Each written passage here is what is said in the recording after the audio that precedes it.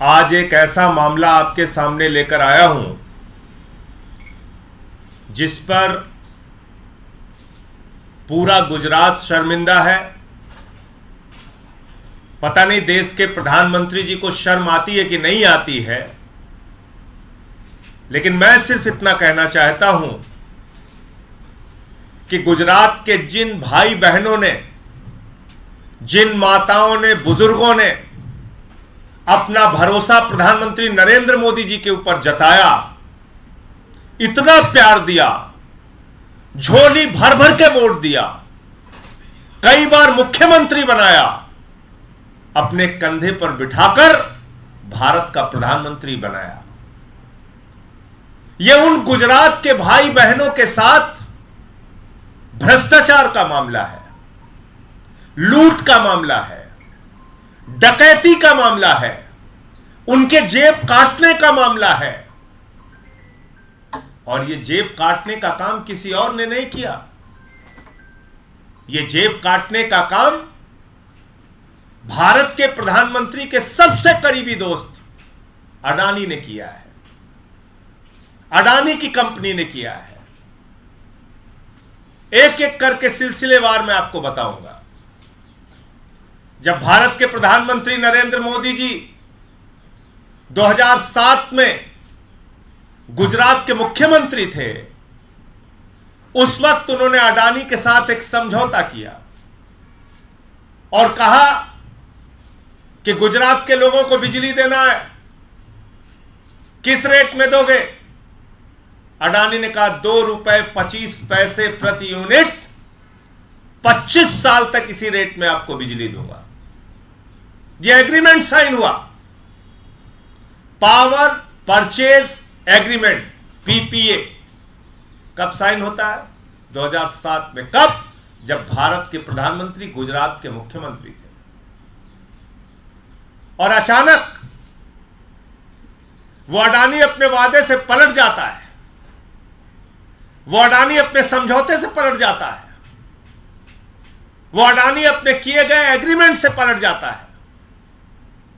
2018 में गुजरात की सरकार के साथ एक एग्रीमेंट साइन करता है कि साहब हमको कोयला बहुत महंगा खरीदना पड़ रहा है, कोयले का दाम बड़ा महंगा हो गया है, दुनिया के तमाम देशों से हमें कोयला मंगाना है, और जब हम महंगा कोयला मंगाएंगे तो बिजली महंगी होगी, इसलिए आपको महंगे दाम हमको देने पड़ेंगे।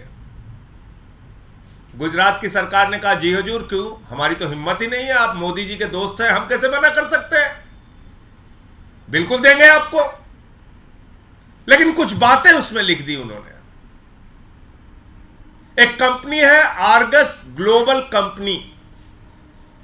जो आर्गस ग्लोबल कंपनी है वो ये बताती है कि दुनिया में किस देश में कोयले का क्या दाम है।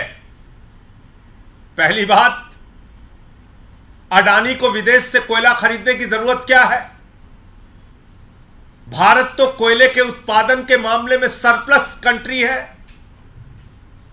भारत तो पिछले साल का आंकड़ा आप उठा के देखेंगे तो 30% कोयले का उत्पादन भारत में बढ़ा है। भारत में जो कोयला खरीदा जाता है वो 2000-3000 रुपए टन राज्य सरकारों को मिलता है। तो आपने भारत से कोयला नहीं खरीदकर यह कहा कि साहब हमें इंडोनेशिया से कोयला खरीदना है और फला देश से खरीदना है और ढेमका देश से खरीदना है। लेकिन उस चिट्ठी में एक शर्त लिखी गई और यह कहा गया कि जो भी कोयले का रेट निर्धारण होगा वो आर्गस ग्लोबल कंपनी के द्वारा जो रेट बताया जाएगा दुनिया के देशों में कोयले का, उसके हिसाब से आपको पेमेंट किया जाएगा। यह समझौता तय किया गुजरात की सरकार और अडानी ने मिलकर, और पेमेंट होता रहा। हैरान होंगे आप सुन के, 2018 से 2023 तक पेमेंट होता रहा। अडानी ने कहा इतने में कोयला खरीदा, बोले जी हुजूर लीजिए पैसा, बोले इतने में खरीदा, बोले लीजिए हुजूर पैसा लीजिए, बोले इतने करोड़ में खरीदा, बोले लो पैसा लो। 13,802 करोड़ रुपए गुजरातियों के जेब से निकालकर अडानी की जेब में भर दिया गया। जो भी अनाप शनाप रेट बताया, हैरान करने वाली बात है कि इतनी शक्तिशाली गुजरात की सरकार, एक गुजरात के मॉडल की बात करने वाली गुजरात की सरकार, कोई अडानी की कंपनी वाला जाके कहता है हम इतने करोड़ में कोयला खरीद रहे हैं, सरकार मान जाती है। वो आर्गस कंपनी के ग्लोबल रेट से वेरीफाई नहीं करती, वो जांच नहीं करती कि आर्गस का क्या रेट था, क्या बता रहा था वो उस वक्त की इंडोनेशिया में कितने का कोयला था। कोई वेरिफिकेशन नहीं, कोई जांच नहीं। अडानी ने बिल बना के दिया, पेमेंट हो गया। फिर आपको याद है हिंडनबर्ग की रिपोर्ट आ गई। हिंडनबर्ग की रिपोर्ट ने बताया इतना भ्रष्टाचार हुआ है, इतना भ्रष्टाचार हुआ है, इतनी लूट हुई है, अडानी ने इतना भ्रष्टाचार किया है। सुप्रीम कोर्ट में मामला पहुंच गया। जब सुप्रीम कोर्ट में मामला पहुंच गया तब गुजरात सरकार के लोग घबराए। तब उनको लगा रहे तो गड़बड़ हो जाएगा, अडानी के साथ हमको भी जेल जाना पड़ेगा, अडानी के साथ हम भी फंस जाएंगे। तो उन्होंने 15 मई 2023 को एक चिट्ठी लिखी। वो चिट्ठी आपके सामने में दे रहा, यह है वो चिट्ठी। 15 मई 2023 को गुजरात की सरकार कुंभकर्ण की नींद से जागी और जागकर उसने कहा, हुजूर माई बाप, आप नरेंद्र मोदी जी के दोस्त जरूर हैं, लेकिन आपके चक्कर में तो हम भी जेल चले जाएंगे। आपने तो जहां जहां से जितने में कोयला खरीदा उसका कोई प्रमाण नहीं दिया, उसके कोई कागजात नहीं दिए, उसके कोई बिल नहीं दिए। और जब आप इंडोनेशिया से महंगा कोयला बता रहे हैं, उस वक्त तो इंडोनेशिया में कोयले का दाम सस्ता था। यानी कि फ्रॉड करके, भ्रष्टाचार करके, झूठ बोल के ये पेमेंट लिया गया। और कितने का लिया गया मैं नहीं कह रहा हूं। अब ये 15 मई 2023 को गुजरात की सरकार अडानी से कह रही है कि हुजूर माई बाप, आपने गुजरातियों का 3,802 करोड़ रुपए लूट लिया है। 3,802 करोड़ रुपए जेब काट लिए हैं गुजरात के लोगों के। ये पैसा वापस कीजिए। मैं मांग करता हूं, कहां सो रही है ईडी, कहां सो रही है सीबीआई, कहां सो रहा है इनकम टैक्स डिपार्टमेंट, कहां सो रही है सरकार की जांच एजेंसियां। छोटी छोटी बात पे बंगाल पहुंच जाते हो, उड़ीसा पहुंच जाते हो, तेलंगाना पहुंच जाते हो, तमिलनाडु पहुंच जाते हो, दिल्ली में रोज छापेमारी करते हो, सबको पकड़ पकड़ के जेल में डालते हो। झारखंड के मुख्यमंत्री को छत्तीसगढ़ में, कहां कहां पूरे दुनिया में घूम घूम के पहुंच जाते हो। तुमको हिंडनबर्ग के रिपोर्ट में आए हुए अडानी का भ्रष्टाचार दिखाई नहीं पड़ता। और अब तो मोदी जी की डबल इंजन वाली गुजरात की सरकार बोल रही है कि 3,802 करोड़ रुपए गुजरात के लोगों से लूटने का काम अडानी ने किया। यह पैसा कैसे, यह भ्रष्टाचार कैसे हुआ है? मनी लॉन्ड्रिंग हुई है, लूट हुई है, करप्शन हुआ है। ईडी, सीबीआई तमाम जांच एजेंसियों को पकड़कर, पहुंचकर इन लोगों को पकड़कर गिरफ्तार करके जेल में डालना चाहिए। और गुजरात के उन तमाम अधिकारियों और मंत्रियों को जिन्होंने 2018 से लेकर 23 तक ये फर्जी बिलों के ऊपर हस्ताक्षर किए, ये फर्जी बिलों का भुगतान किया, ये फर्जी बिलों को अडानी के जेब में भरने का काम किया, उन सब के खिलाफ कार्रवाई होनी चाहिए। सुप्रीम कोर्ट में अगर मामला नहीं होता हिंडनबर्ग की रिपोर्ट के बाद, तो मैं यकीन के साथ कह सकता हूं यह चिट्ठी जारी नहीं होती। मेरा 3 सवाल है। जब 2007 में 25 साल तक 2 रुपए 25 पैसे की प्रति यूनिट बिजली देने का एग्रीमेंट साइन हुआ था, तो 2018 में किसके दबाव में, किसके कहने पर वो एग्रीमेंट परिवर्तित हुआ और ज्यादा दाम देने की बात तय हुई। मेरा दूसरा सवाल, जब ये 5 साल तक अडानी अपना बिल लगाता था, बढ़े हुए दाम कोयले के दिखाता था, तो गुजरात सरकार के अधिकारी और मंत्रियों ने उसकी जांच क्यों नहीं की? अंतर्राष्ट्रीय स्तर पे कोयले का दाम क्या है पता क्यों नहीं किया? 10वीं क्लास के बच्चे को अगर आप कह दीजिए कि भारत में कोयले का दाम क्या चल रहा है, वेबसाइट पे जाएगा, अभी बता देगा आपको। 10वीं क्लास के बच्चे से पूछ लीजिए इंडोनेशिया में इस वक्त कोयले का दाम क्या है, वेबसाइट पे जाएगा, अभी आपको बता देगा। ऑस्ट्रेलिया में कोयले का दाम क्या है, वेबसाइट पे जाएगा, अभी आपको बता देगा। गुजरात की इतनी शक्तिशाली सरकार, अडानी कोई भी रेट लिखकर देता रहा और वो मानते रहे और पेमेंट करते रहे। ये किस प्रकार का भ्रष्टाचार है? ये किस प्रकार की लूट है? ये किस प्रकार की डकैती डाली गई है गुजरात के अंदर? तो इसलिए मेरा तीसरा प्रश्न है कि अब तक इस मामले में खामोशी क्यों थी, चुप्पी क्यों साधे हुए थी सरकार? और ED, CBI, income tax department जो हर बात पे फर्जी तरीके से भी मामला बनाकर लोगों को गिरफ्तार करने की होड़ में लगी रहती है, ऐसे मसलों पर आंख पर पट्टी बांधकर धृतराष्ट्र क्यों बनी हुई थी? इसका जवाब सरकार को देना चाहिए। यह पूरा प्रकरण गुजरात से संबंधित है और आपको याद दिला दूं कि वही अडानी है, जब बिजली की क्राइसिस हुई गुजरात में, तो उस वक्त ज्यादा पैसे में दूसरे राज्यों को भी बिजली बेच रहा था। यानी गुजरात के एग्रीमेंट का भी वायलेशन किया इसने, उस पर भी कोई कार्रवाई नहीं हुई। तमिलनाडु में भी ऐसा भ्रष्टाचार इसने किया था, उसके बारे में थोड़ी जानकारी आपको रीना जी देंगी और उसके बाद आपके जो भी सवाल होंगे आप पूछ सकते हैं।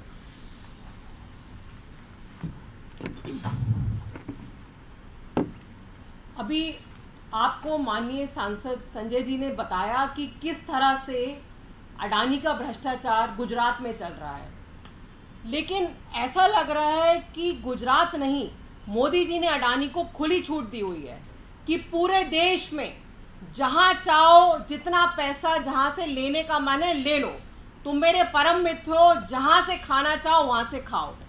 ये 2017 की सीएजी की रिपोर्ट है और उसमें 2017 की रिपोर्ट में लिखा है कि जैसा अभी ये गुजरात में कर रहे हैं कि कोयला हमने विदेश से मंगाया, हमने महंगे रेट में मंगाया, लेकिन हम बिल नहीं दिखाएंगे, हम आपको कोई बिल नहीं दिखाएंगे कि कोयला हमने किस रेट पे मंगाया। ठीक उसी तरह का कांड इन्होंने 2017 में तमिलनाडु में किया और सीएजी की रिपोर्ट में लिखा है कि जो सीएजी ने 297 कोयले के इंपोर्ट चेक किए अडानी के, उसमें से 176 में कंट्री ऑफ ओरिजिन, मतलब कोयला कहां से आया उसका सर्टिफिकेट नहीं लगाया। तो ऐसा भी हो सकता है कि अडानी की जो कई सारी खाने दूसरे स्टेट्स में हैं जहां की सस्ता कोयला मिलता है, वहीं का कोयला डाइवर्ट कर दिया इन्होंने इस स्टेट में और कहा कि हम तो विदेश से लेके आ रहे हैं, क्योंकि ना तो कोई बिल है, ना कोई सबूत है, ना कोई कंट्री ऑफ ओरिजिन का सर्टिफिकेट है। तो ये तो सिर्फ क्योंकि मोदी जी की इन पे कृपा है और मोदी जी का सर्टिफिकेट है कि अडानी जो पैसा मांगे आपसे, देश की सारी एजेंसियां, सारी, चाहे गुजरात उद्योग निगम लिमिटेड हो, चाहे कोई और हो, सब अडानी का पेमेंट करते रहें। ठीक यही कांड इन्होंने 2017 में तमिलनाडु में किया। तो इसकी जांच होनी चाहिए कि कैसे पूरे देश में जो लोगों को महंगी बिजली लेनी पड़ रही है, आज की तारीख में गुजरात में 8 रुपए प्रति यूनिट की बिजली दी जा रही है। वहीं दिल्ली में और पंजाब में जहां आम आदमी पार्टी की सरकार है, वहां पे 200 यूनिट और 300 यूनिट हम फ्री में दे रहे हैं, क्योंकि दिल्ली और पंजाब में कोई अडानी नहीं है खाने के लिए। तो ये काम जो दिल्ली और पंजाब में हो सकता है पूरे देश में पॉसिबल है, लेकिन मोदी जी चाहते हैं कि सिर्फ उनके दोस्तों का पेट भरा जाए और उसी वजह से पूरे देश में महंगी बिजली दी जा रही है। इसकी जांच होनी चाहिए, ईडी की, सीबीआई की, सबकी जांच होनी चाहिए। आपका कोई प्रश्न हो आप पूछ सकते हैं। ये इनकी चिट्ठी है गुजरात के सरकार की, और ये गुजरात सरकार की चिट्ठी में साफ तौर पे लिखा हुआ है कि आप ये गुजरात ऊर्जा विकास निगम लिमिटेड, ये इसकी चिट्ठी है। और कब लिखा है इन्होंने, तारीख बिल्कुल ध्यान से सुनिएगा, 15 मई 2023 को, जब सुप्रीम कोर्ट में कार्रवाई चल रही है अडानी के खिलाफ, सेबी जांच करने के लिए कहा गया है, सेबी जांच कर रही है। जब लगा कि हम तो डूबेंगे सनम, तुमको भी लेके डूबेंगे, जब लगा अडानी तो जाएगा ही, इसके साथ साथ हम भी फंस जाएंगे, तो 5 साल तक तो लूट करते रहे। लेकिन जब सुप्रीम कोर्ट में मामला गया तब इन्होंने ये चिट्ठी लिखी कि भैया 3,802 करोड़ रुपए आपने हमसे ज्यादा वसूल लिया है और इसको वापस करिए हमारा। 5 साल तक नहीं चेक किया, 5 साल तक ये नहीं जानने की कोशिश की कि ये कोयला कितने दाम में आ रहा है, जो कि 10वीं का बच्चा भी अगर कोई लगा देती गुजरात की सरकार की, बेटा जरा पता करके बताओ कोयले का रेट इंडोनेशिया में क्या है या भारत में क्या है, तो बड़े आराम से पता चल जाता। सुप्रीम कोर्ट में मैटर नहीं जाता तो अभी 5 या 10 साल चलता रहता, फिर तो लगातार चलता रहता। मैंने तो आपको बताया, ये तमिलनाडु का सीएजी रिपोर्ट अभी आपके सामने रीना जी ने बताया। आप बताइए ना, गुजरात के लोगों को 8 रुपए 20 पैसे प्रति यूनिट बिजली मिलती है। दिल्ली में हम 0 बिजली का बिल देते हैं, पंजाब में हम 0 बिजली का बिल देते हैं, क्योंकि हम कोई करप्शन नहीं करते, भ्रष्टाचार नहीं करते। और वहां बिजली 8 रुपए 20 पैसे प्रति यूनिट दी जा रही, वो तो अलग बात है। जो दाम लिया जा रहा है उसके पीछे भी एक करप्शन है। ये कह के कहा जा रहा है कि साहब हम बाहर से महंगा कोयला मंगा रहे हैं, इसलिए आप हमको ज्यादा दाम दीजिए, भले ही हमने 2 रुपए 25 पैसे का एग्रीमेंट किया है सरकार से। यह अलग तरह का भ्रष्टाचार है। जब आपने 2007 में 25 वर्षों के लिए 2 रुपए 25 पैसे में बिजली देने का एग्रीमेंट साइन किया है, तो 2018 में गुजरात की सरकार ने कैसे कह दिया कि साहब ठीक है आप महंगा कोयला लाइए, हम आपको महंगा दाम देंगे। अच्छा, 5 साल तक आप पेमेंट करते रहे, 4,000 करोड़ रुपए आपने निकाल के दे दिया है, तो पकड़ में आया है क्योंकि कोई रास्ता नहीं था। और ये पकड़ में कैसे आया? जब उन्होंने मामला देखा कि फंस रहे हैं, पुराने रेट देखे, आर्गस का इंडेक्स चेक किया, तो पता चला कि साहब जब इंडोनेशिया से इनका कोयला बताया जा रहा है कि इंडोनेशिया से कोयला लेके आए, उस वक्त तो इंडोनेशिया में दाम सस्ता था, इन्होंने महंगा दिखाया। तो भागने का कोई रास्ता था नहीं। अडानी से जुड़े मामलों में आपने पहले भी कंप्लेंट किया कि इस मामले को लेकर भी आप जाएंगे? इस पे भी कंप्लेंट करेंगे, इस उम्मीद के साथ कि ईडी और सीबीआई कोई कार्रवाई नहीं करेगी, फिर भी कंप्लेंट करेंगे। संजय जी, ममता बनर्जी ने आज कहा है, फिर भी कंप्लेंट करेंगे। देखिए 2014 के बाद इस देश में मोदी वॉशिंग पाउडर आया है, तो उस वॉशिंग पाउडर का एक ही मकसद है, जो भ्रष्टाचारी मोदी जी से जुड़ा है उसको साफ सुथरा करके राजा हरिश्चंद्र बनाना, और जो किसी विपक्ष की पार्टी में है वो अगर अपने घर से सुबह निकलता है और रास्ते में कहाँ नाश्ता कर रहा है, कहाँ खाना खा रहा है, कहाँ मूवी देखा, उसकी सबकी जांच हो जाएगी। कितना पेट्रोल इस्तेमाल किया, कितना डीजल इस्तेमाल किया, तो उसकी सबकी जांच हो जाएगी, वो जेल चला जाएगा। इसके भुक्तभोगी अकेले हम नहीं हैं, पूरे देश में सीबीआई ईडी का डंडा सिर्फ और सिर्फ उन्हीं लोगों के खिलाफ चल रहा है जो सरकार के खिलाफ आवाज उठाने का काम करते हैं। मैंने हिंडनबर्ग की रिपोर्ट के मामले में शिकायत दी है ईडी को, लिखित शिकायत दी है, आज तक कोई कार्रवाई नहीं हुई इस पे भी शिकायत देंगे। आपका भरोसा है ईडी पे, ईडी की जांच पे? देखिए ऐसा है, अभी न्यायालय में एक मामला प्रकरण चल रहा है। यह बड़ा मुद्दा है, पॉलिटिकल, यह राजनीतिक मुद्दा है। यह मुद्दा है कि गुजरात के लोगों ने इतना प्यार दिया प्रधानमंत्री जी को, उनको देश का प्रधानमंत्री बनाया, गुजरात का मुख्यमंत्री बनाया, उन्हीं की जेब काटी जा रही है, उन्हीं गुजरातियों की जेब काटी जा रही है और प्रधानमंत्री कुछ नहीं बोल रहे हैं। और उनका सबसे करीबी दोस्त जेब काट रहा है। और समझौता तब हुआ जब वो मुख्यमंत्री थे।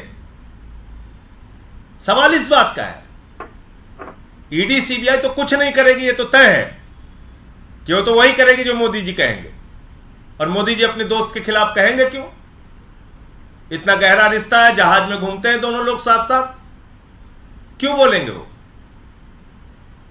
तो इसलिए हां, हमारा नाम कहीं फर्जी डालना होगा डाल देंगे, आपका नाम डालना होगा डाल देंगे, किसी और को पकड़ना होगा पकड़ के डाल देंगे, फर्जी खबरें चलवाएंगे किसी के खिलाफ कि 17 फोन तोड़ दिया, 22 फोन तोड़ दिया, 52 करोड़ की संपत्ति मिल गई, कुछ भी बोलते जाएंगे किसी के भी खिलाफ कुछ भी।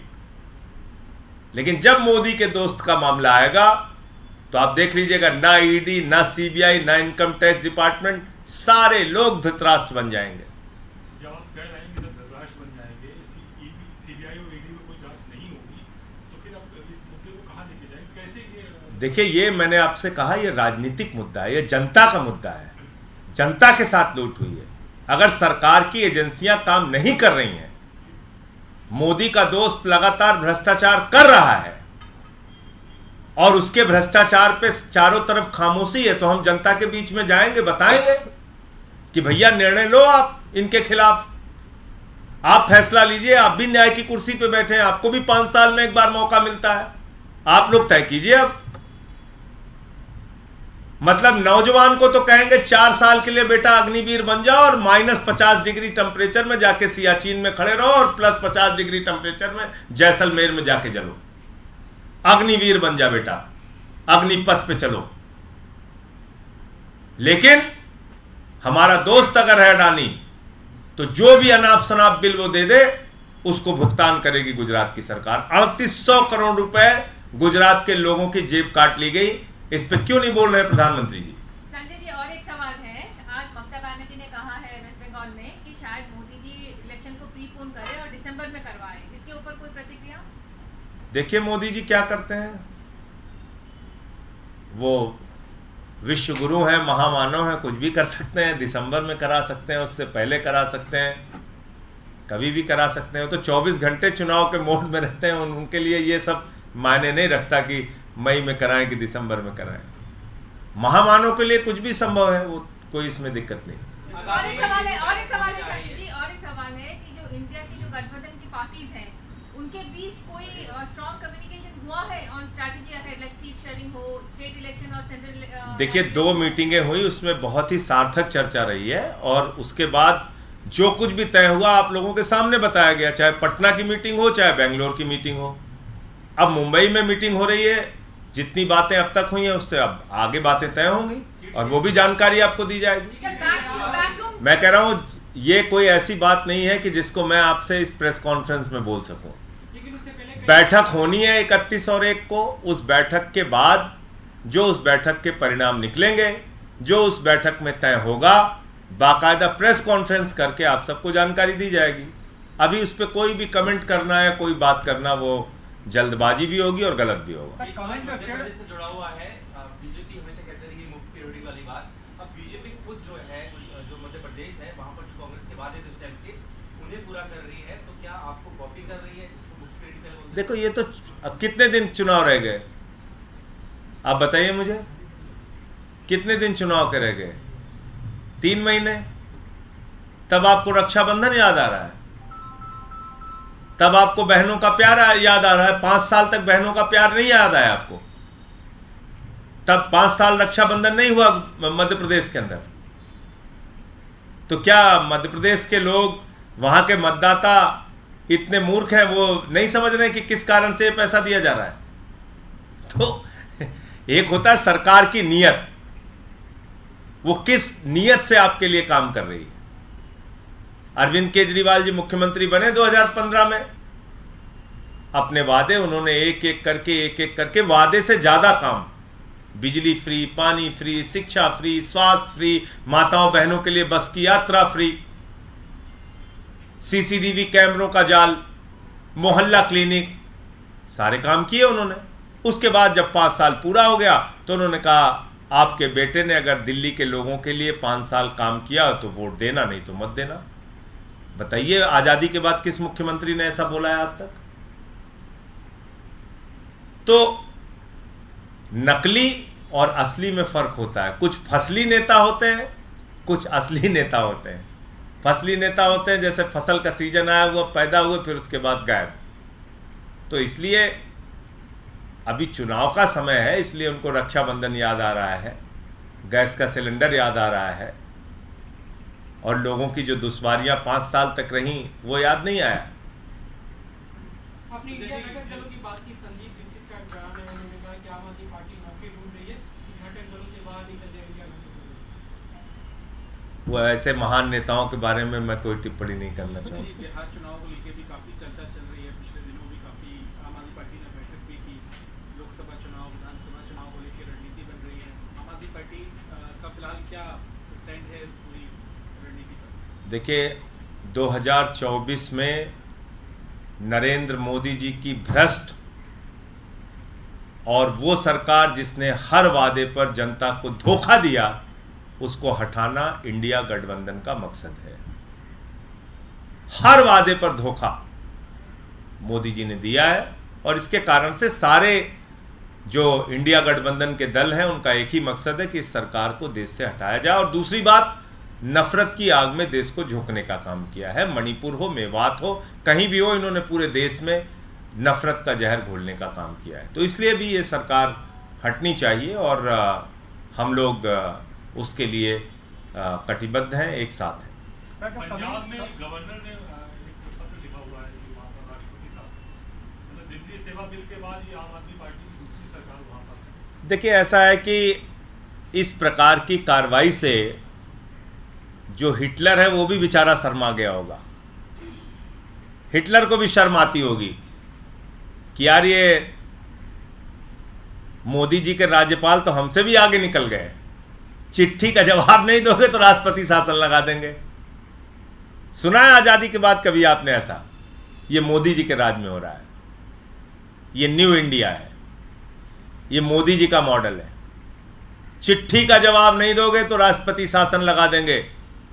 लेकिन 2-2 साल से अगर पंजाब की जनता के जुड़ा हुआ बिल हमारे पास आएगा तो हम उसको सड़ाएंगे। बगल में ही हरियाणा है, मेवात जलेगा, हिंसा होगी, उस पर हम कुछ नहीं बोलेंगे। ये कर रहे हैं राज्यपाल, ये काम है उनका। और इसलिए